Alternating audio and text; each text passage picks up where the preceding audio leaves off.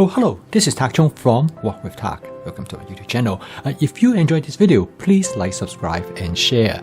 Feel free to write to me at walkwithtak@gmail.com if you have any question regarding to this video or any other videos that I've posted in the past. If you have any videos that you would like me to make, please let me know. I'm looking forward to hearing from you. Recently, a viewer wrote to me and asked me about meal prep. He said, is stir frying good for meal prep? And my answer is yes. In this video, I would like to demonstrate to you how I did a meal prep that used pork, green bean, and egg together with rice. I did this because my son asked me to do some meal prep for him because he would not have time to eat with us, and he would like to eat it at a time when he came home late at night because of some of the things that he has to do. So when you do a meal prep, it is actually no different than what you would cook a normal meal. And when you use the fast cooking system, which is flavor chasing, advanced prepping, stir frying, and template-based cooking, you can cook almost anything that you want, including a meal prep. Now in this dish, I'm going to, first of all, to cook a dish that I'm going to use some pork. My son loves pork, and I'm going to use the pork butt that actually I use initially for making char siu. Now, I have never used pork butt for stir frying before, but my suspicion is that it will work really well because pork butt has a lot of fat in it.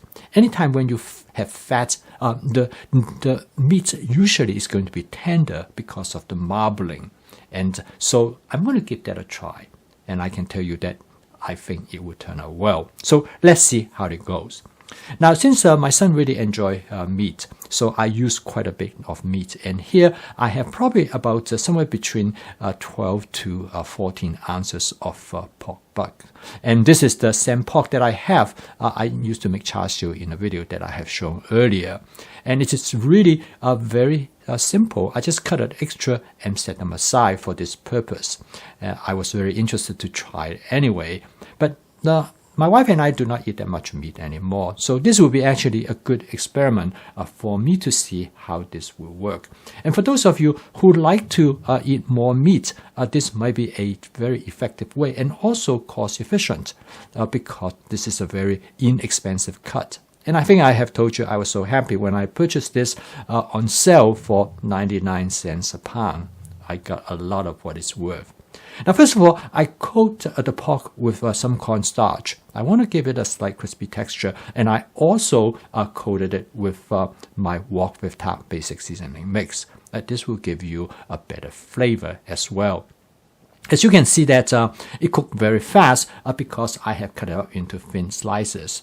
And also you notice that the pork start to actually brown very quickly. And also some of the things seem to stick to the bottom of the wok, and that is due to the garlic.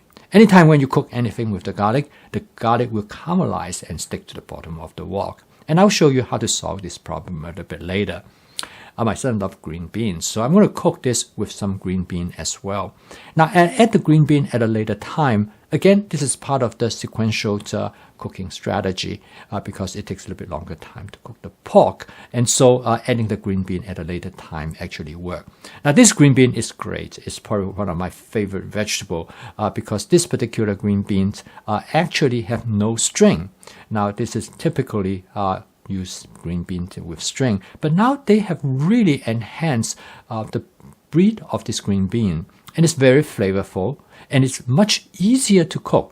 Before the green bean with string, you cannot stir fry it like what I'm doing right now. Quite often you have to either boil it first or microwave it first, but in this case you don't have to do that at all. So that makes it really easy to cook, and it saves a lot of time. And my son loved the green bean. So I'm going to make this very simple, just the green bean. I'm going to avoid adding any other vegetables. Now in this dish, I'm going to season it first with some oyster sauce. Actually, while I try to decide the flavor of the dish, I kind of do it on the fly. And I decided I'm going to make this kind of like a sweet and sour pork. And to achieve that, I have the Panda Express orange sauce, which kind of provide a sweet and sour flavor to it. So I decided I'm going to add that together with the oyster sauce. Now again, with stir frying, you can adjust the flavor any way that you like, because in stir frying, the flavor can be easily modified by the sauce that you add.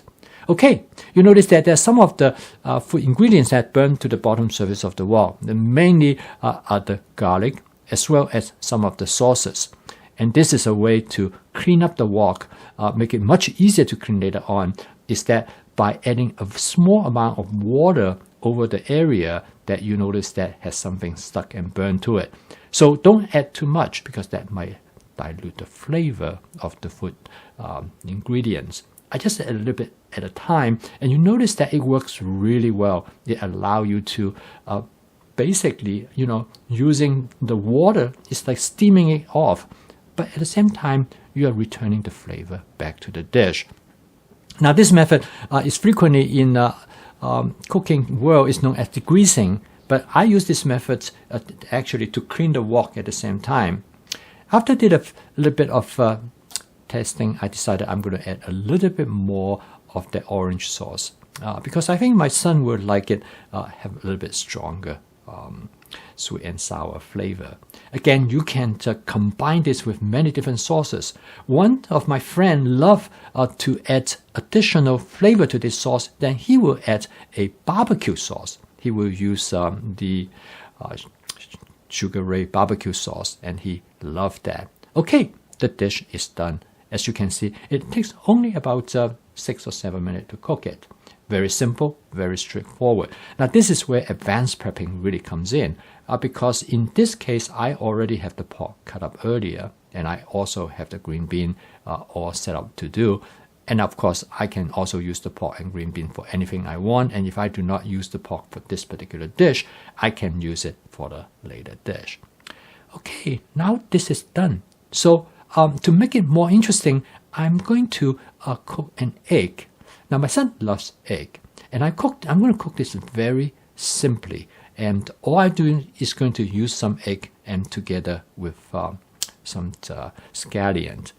Now, again, make sure you spot season the wok, because this is the dish that you truly do not want things to stick, because you don't have a chance to use water to clean off wherever you have stick. So make sure you spot season it well. I'm going to add some of my Wok with Tak basic seasoning mix. This works extremely well with egg. If you have not tried before, I strongly suggest you give it a try. It really adds great umami flavor to the egg. In my mind, it truly brings the egg to come alive. As you can see, nothing sticks to the bottom surface of the wok because I use my spot seasoning method. Next, I'm going to add some scallion. You don't need to add very much. I always have some scallion on hand. They kind of behave like onion, except they go much faster than onion, and that's the reason why I like it. Okay, now this is all done. So I just add a bit more salt, because my son likes things a bit saltier compared to how I like it. So the extra salt for him. Okay, so here I use 4 eggs, and I'm going to make 3 meal. And in here I already have the rice, and I have the pork and the bean, and then this is the second one. As you can see, is that it is not a heavy meal. It is going to be light because he wants to have it pretty light, and so again, I have 3 of them, and if he is hungry, he can always eat both of them. So here it is. What I demonstrate in here is that how easy for you to make a meal prep.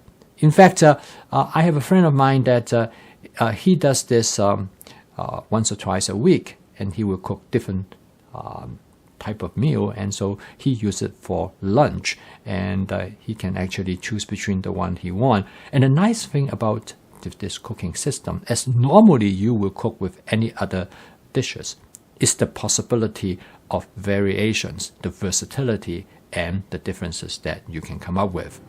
Okay. This is called Dutchman britches. It is a spring wildflower. It's really beautiful. It's very small, but it is very delicate. Anyway, I post a video each day to help you to make home cooking as part of your daily routine, and hopefully you can use it as a viable alternative to fast and ultra-processed food. So keep on cooking, and I will see you tomorrow.